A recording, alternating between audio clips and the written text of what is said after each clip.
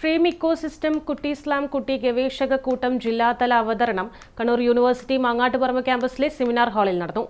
CBA മുൻ director doctor KK Vijayan ഉദ്ഘാടനം നിർവഹിച്ചു.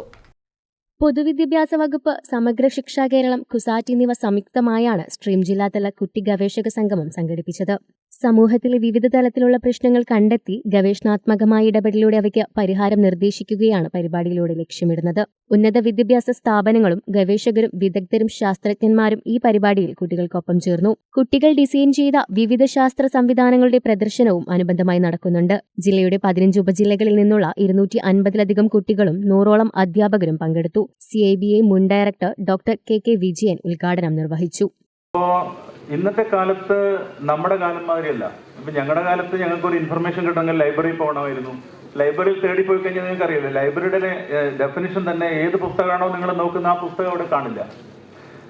ഇപ്പൊ അത് മാറി. നിങ്ങളുടെ എല്ലാവരുടെ കയ്യിലും മൊബൈൽ ഫോണും ലോകത്തിന്റെ മൊത്തം അറിവും ആശയങ്ങളും എല്ലാം അതാത് നിമിഷം അതിൽ ഒഴുകി എത്തുകയാണ്. അപ്പോൾ ഒരു വല്ലാത്ത കാലത്താണ് നമ്മൾ, അതായത് നോളജ് വിസ്ഫോടനം എന്നൊക്കെ പറയാം.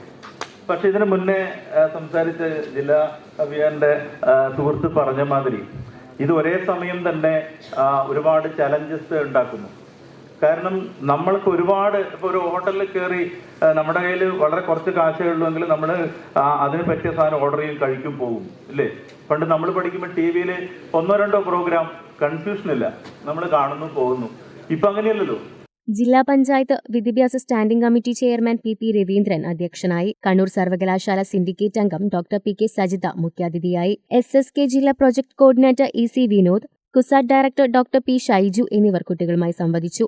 വിദ്യാഭ്യാസ രംഗത്തെ വിദഗ്ധർ കുട്ടികളുടെ അവതരണങ്ങൾ കാണുകയും വിലയിരുത്തുകയും ചെയ്തു. പരിപാടി ചൊവ്വാഴ്ച സമാപിക്കും. News bureau, Taliparamba.